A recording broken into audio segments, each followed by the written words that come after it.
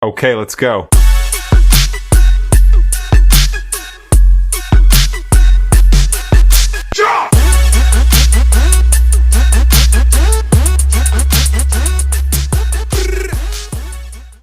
All right, so we're diving into something pretty interesting today, this whole idea of extraordinary ability. Yeah, it's one of those things that sounds a little, I don't know.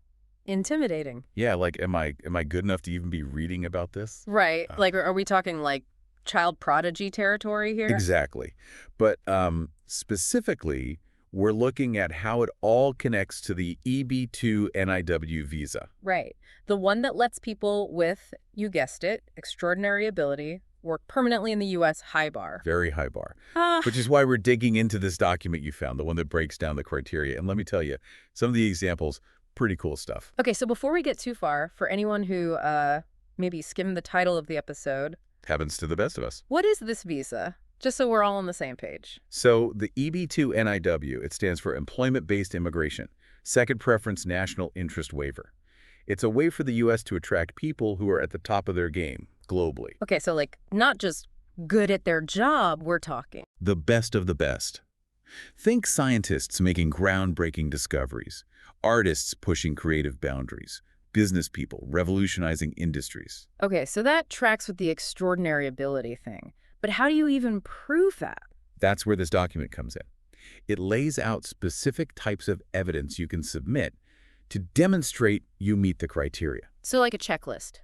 Kind of, but it's not as simple as check, check, I'm extraordinary. Figures. Yeah. So what kind of things are we talking about? Well, for starters, it helps if you've won a major international award in your field. Like a Nobel Prize. Exactly. Or a Pulitzer, an Academy Award. Mm-hmm. Even a Grammy could qualify. Okay, so right off the bat, we're talking about a very select group of people. Definitely. But it's not just about the awards themselves. It's about what they represent. Recognition from your peers at the highest levels of your field. Okay, so let's say you're not a household name yet, but you're well on your way. What else are they looking for? That's where things like membership in associations with outstanding achievements come into play. Yeah. So think National Academy of Sciences. Or being published in really respected journals in your field. It's all about showing you're not just good, you're recognized by the best as being one of their own. Okay, so it's about more than just what you've done. It's about who recognizes your work, too. Exactly. And it doesn't have to be just one big thing. This document, it lists all these different categories of evidence. You've got awards, memberships, publications, judging the work of others. Oh, that's interesting. So like being asked to be on a panel of experts or reviewing submissions for a prestigious award? Exactly. Or even just having your work cited a lot by other people in your field. It all adds up to this picture of you being at the top of your game. So it's about building a track record of being really good at what you do. Not just one time, but consistently. Exactly. Yeah. And this is where it gets even more interesting. Because it's not enough to just list these achievements, right? Yeah. You have to connect the dots and show why it matters. What do you mean? Well, think about it like this. Anyone can say, I won this award, or I published this paper. But what they really want to know is, what impact did your work have? So you're saying it's not enough to just be good come. You have to have actually done something with that ability. Exactly. What problem did you solve? Yeah. What did you contribute to your field? How did you influence others? That's what makes the difference. So it's about telling the story behind the accomplishments, showing how your work has made a difference in the world. Yeah. Think of it like this. Your work is the what, but the impact is the so what. That's a really good way to put it.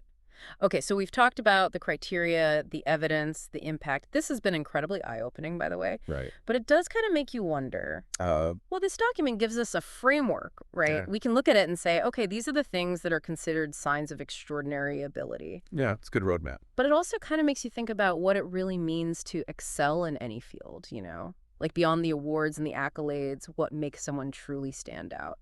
That's a really good question. It's almost like a philosophical question about achievement and impact, you know? Exactly. And that's something I think is worth thinking about, regardless of whether you're applying for the specific visa or not, because ultimately, striving for excellence, pushing boundaries, making a difference, that's something we can all aspire to, right? 100%. So that's something for everyone listening to chew on. How do you define extraordinary ability? And how are you working towards it in your own life and career? Big questions for you there. Yeah, but I think this document gave us a good jumping off point for the conversation, wouldn't you say? Absolutely. Food for thought for sure.